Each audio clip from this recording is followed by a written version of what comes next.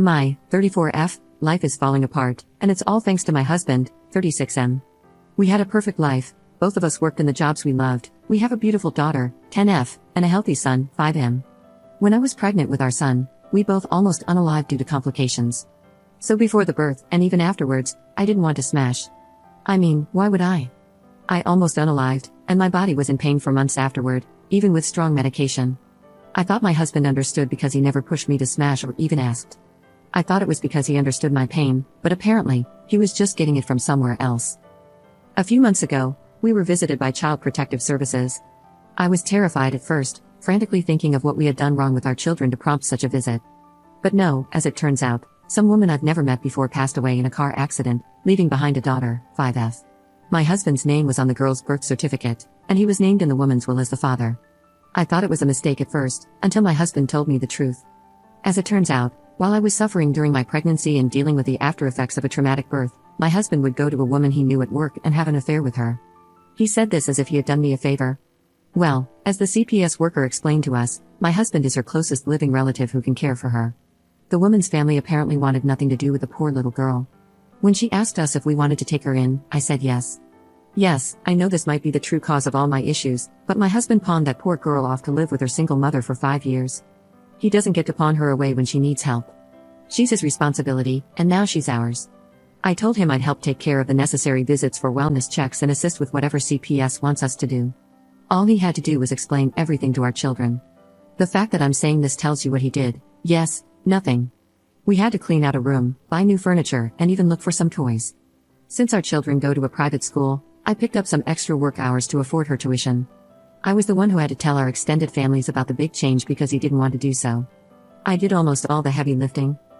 So, color me shocked when his daughter finally joined our family 2 weeks ago, and the first words out of our children's mouths were, "Who's that?" Yes, I was the one who had to inform our children's school, extended families, family doctors, and my workplace about my husband's affair and subsequent addition to our family, but he couldn't tell our children because he was too ashamed to face them. So, guess who was the one who had to explain that they have a sister now as I'm trying to settle the poor girl into her new home and room? And shocker, our children didn't take the news well, as it was happening right in front of them. My daughter was screaming while crying, causing my son and the little girl to cry. A situation that could have been avoided if my husband just did the one thing I asked of him and explained everything to them much sooner. It's been 2 weeks of her living with us, and the situation hasn't improved. My husband has not picked up the slack that comes with having a new addition to the family, so we're struggling right now to make ends meet. I feel embarrassed bringing all 3 children around for appointments and groceries because the little girl is very much obviously not mine, and I can tell people are judging our family. My daughter is much moodier and less happy, and refuses to even acknowledge our newest addition to the family. Our son doesn't really understand what is going on, and it's causing him to lash out even more. And I don't even know how to help the poor little girl because I know that if I feel like my life is falling apart, she must feel even worse. I suggested family therapy, therapy for our children, and even just marriage therapy so we can hopefully move past this and work together as a unit for all the children.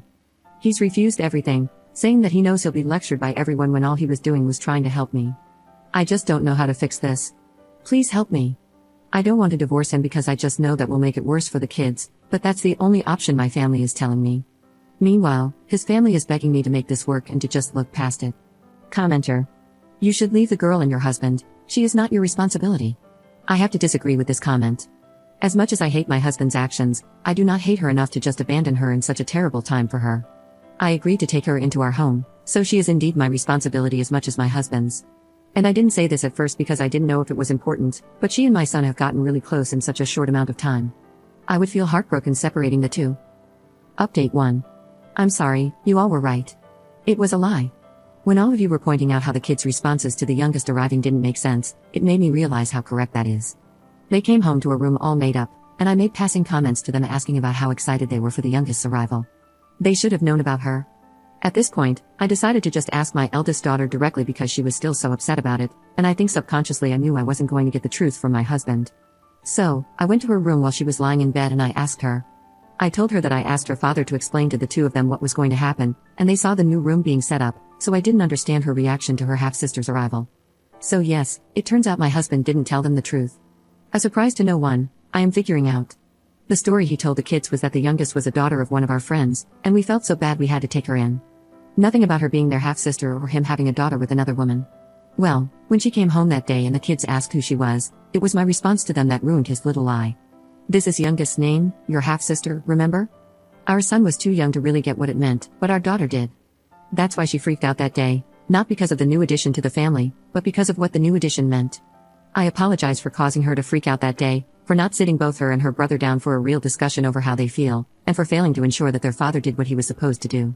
I also apologize for only talking to her now after she had a much-deserved reaction to it all. My daughter accepted the apology, and I asked her if that was why she was distant from the youngest. She told me that's part of it, and because word got out at her school about what the newest addition to our family going to the school meant, so now she's getting teased and picked on for having a father who cheated. It broke my heart, realizing just how badly I messed up.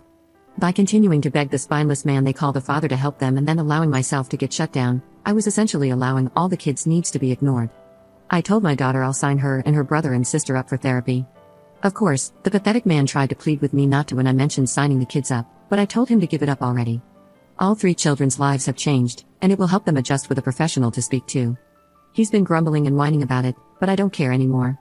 And this might cause many to be upset with me, but I'm in the process with my husband to have him transfer custody of the youngest to me.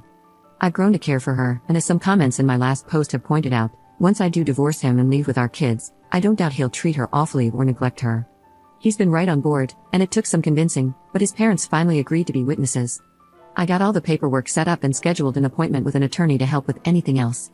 Once that happens, I'll try to get everything I need in order to have a smoother divorce and then subsequent move to be closer to my family.